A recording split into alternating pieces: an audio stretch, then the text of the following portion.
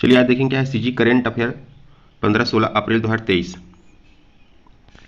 पहला क्वेश्चन है आज का, गांव की धड़कन सुनाती है किताब गांव अभी जिए थे। ठीक है जी, इसके लेखक कौन है? तो याद रखना इसके लेखक है अशोक बंजारा जी है। इसके लेखक कौन है? अशोक बंजारा जी। इंपॉर्टेंट है किताब, इससे जुड़ी जो बैकग्राउंड उसको देखते हैं। गांव की धड़कन सुनाती है गांव अभी जियत है, मंत्री डॉक्टर टेकाम ने किया है, इसका क्या किया है? विमोचन किया है। इसमें याद रखना लेखक श्री अशोक नारायण बंजारा ने कहा कि लेखक के साहित्य की समालोचना भी होनी चाहिए। ये वर्ड आपका आता है मेंस में, याद रखना समालोचना कीजिए करके क्वेश्चन दिया रहता है उसमें, ताकि वह अपनी गलतियों को दोबारा सुधार सके। उन्होंने कहा कि इस ग्रंथ में उनके मित्रों, स्वजनों, उनकी पत्नी की क्या है? अहम भूमिका है। श्री बंजारा द्वारा लिखित यह किताब कहानियों का दूसरा संकलन है। इसके कवर पेज की डिजाइन जो है शिवांश इंटरनेशनल स्कूल कूरा की डायरेक्टर हिमांशी शर्मा ने की है ना। अगला याद रखना इसमें 18 कहानियों को चयनित किया गया है। प्रत्येक कहानी विषय बिंदु को विस्तार देते हुए लक्ष्य तक पहुंचती है। संकलन की 4 कहानियां, जैसे कि पहला इसमें हृदय के सपना, इस चीज को याद रखना है आपको, हृदय के सपना। गढ़ कलेवा तो जान रहे हो एक योजना भी है, तो ये आपके लिए कितने इंपॉर्टेंट है। फिर है मोरचंदा, संगवारी के छैहा, ये सब को याद रखना है आपको, पूछ सकता है ना आपके जो साहित्यम साहित्यकार वाले में है सेक्शन में, आपके एसआई मेंस में भी है ना वो। इसी तरह हृदय के सपना की रोशनी शादी होने के बाद अपनी सपना पूरा करने के लिए घर गृहस्थी का काम संभालने के लिए अध्ययन जारी रखती है। अगला आपका परीक्षा सफल करने के बाद वह शिक्षिका बन जाती है। कहानी में लेखक ने बखूबी बयां किया है कि किस तरह आजकल छत्तीसगढ़ की कस्बाई भाषा के क्या है? दर्शन होते हैं। हाँ, इस चीज को याद रखना। राज्य भाषा आयोग छत्तीसगढ़ भाषा संरक्षण के लिए जो प्रयास करे उसमें आप डाल सकते हो। गांव में अब ठेठ छत्तीसगढ़ी बोलने वाले बुजुर्गों की कमी होने लगी है।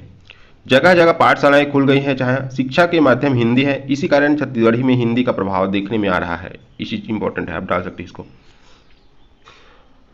पूर्व में बंजारा द्वारा काव्य संग्रह करिया बेटा, कहानी संग्रह अंतस के आरोप भी लिखा गया है। उन्हें बेस्ट, इसको याद रखना है, बेस्ट इनोवेशन एंड एडमिनिस्ट्रेशन का सम्मान मानव संसाधन विकास मंत्रालय से मिल चुका है। आप भी एडमिनिस्ट्रेटर के पोस्ट में जाओगे, प्रशासक बनोगे आप कल के डेट में।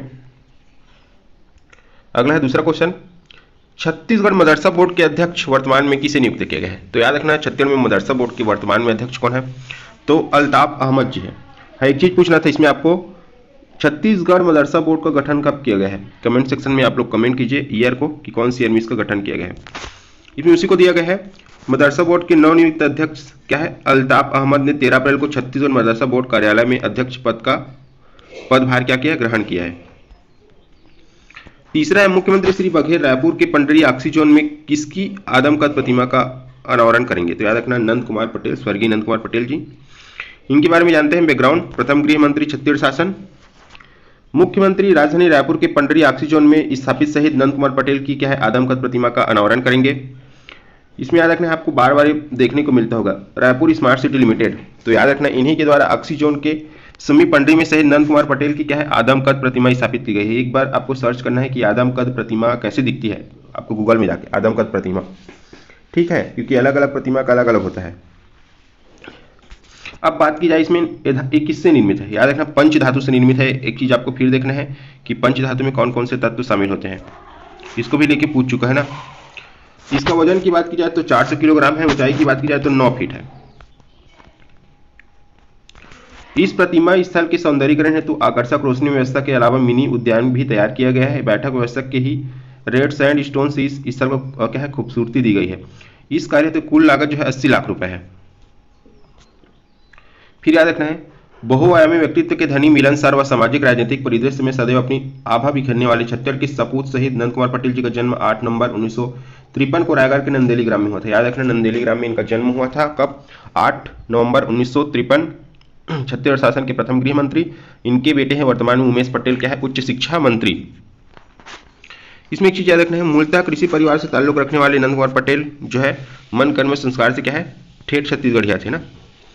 अब अगला पॉइंट है गांव की खुशहाली, तरक्की व संसाधनों से जोड़ने के लिए उनके द्वारा सत प्रयास की झलक न केवल उनके गांव नंदेली बल्कि हर उस अंचल में दिखाई देती है जहां पटेल ने अपने क्या है आत्मव्यवहार कुशलता के बीच पहुंच रहे हैं। गांव के सरपंच से कैबिनेट मंत्री और अन्य सभी उच्च आसीन पदों को सुशोभित करते हुए उन्होंने अपनी ईमानदारी, परिश्रम और सहजता से हमेशा क्या है पद का क्या है मान बढ़ाया है। एक चीज याद रखना है जी इसमें, यहाँ से आपको पटेल जो है खरसी विधानसभा से 5 बार विधायक निर्वाचित हुए हैं। पूर्व में उमेश पटेल और ओपी चौधरी क्या है वहां से क्या है चुनाव लड़े थे, जिसमें क्या है उमेश पटेल क्या होते विजयी हुए थे। तो ये खरसिया से 5 बार क्या है विधायक रह चुके हैं।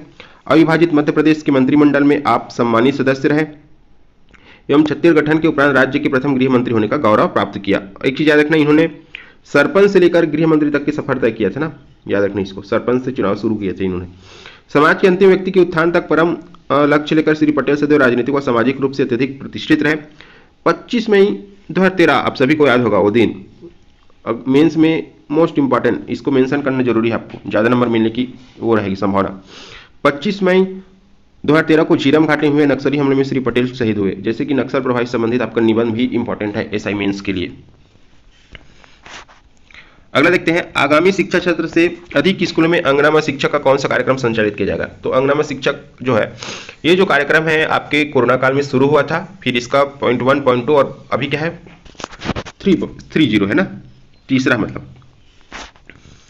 देखते हैं इसमें आगामी शिक्षा सत्र से अधिक स्कूल में अंगनामा शिक्षा, सभी बसहाटों में एक्टिव मदर कम्युनिटी का होगा गठन।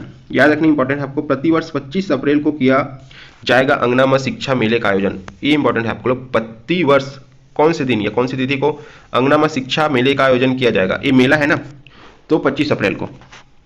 एजुकेशन से जुड़ा आपका 7वां पेपर हो गया, चाहे आपकी शिक्षक भर्ती हो गया, इस सब में काम आएगा ना। आयोजन छत्तीसगढ़ में माताओं को जोड़कर बच्चों को घर पर पढ़ाई सीखने में सहयोग देगा। अंगनामा शिक्षा कार्यक्रम को काफी अच्छा क्या है सफलता मिली है। इस कार्यक्रम को राष्ट्रीय स्तर पर स्कॉच अवार्ड से भी नवाजा गया है, याद रखना स्कॉच अवार्ड प्राप्त हो गया है ना। राज्य में अभी तक पिछले 2 वर्ष में इस कार्यक्रम से 3 लाख से अधिक माताएं सक्रिय रूप से जुड़ चुकी हैं और बच्चों की शिक्षा में महत्वपूर्ण योगदान दे रही हैं।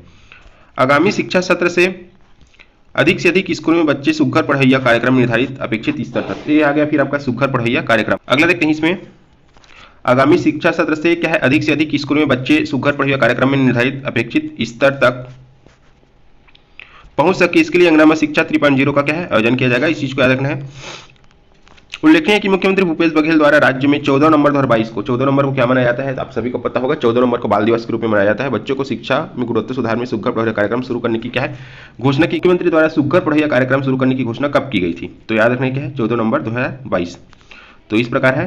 हाँ, इसका पीडीएफ आपको टेलीग्राम चैनल में मिलेगा। टेलीग्राम चैनल का नाम है गजानन पटेल एजुकेशन, जिसका लिंक मैं इस वीडियो को क्या है डिस्क्रिप्शन बॉक्स में दे दूंगा। एक चीज और याद रखना है इसमें आपको, ये वाला माताओं को बच्चों की शिक्षा से जोड़ने को एक नियमित प्रक्रिया के रूप में लाने के लिए इस वर्ष से प्रतिवर्ष जो है 25 अप्रैल को अंगनामा शिक्षा मेला अर्थात मड़ई तिहार का आयोजन किया जाएगा। ये है आपके लिए इंपॉर्टेंट पॉइंट ना। थैंक यू आप सभी का। वीडियो को क्या कीजिए, लाइक कीजिए, चैनल को सब्सक्राइब कीजिए और कृपया करके दोस्तों में ज़्यादा से ज़्यादा शेयर कीजिए।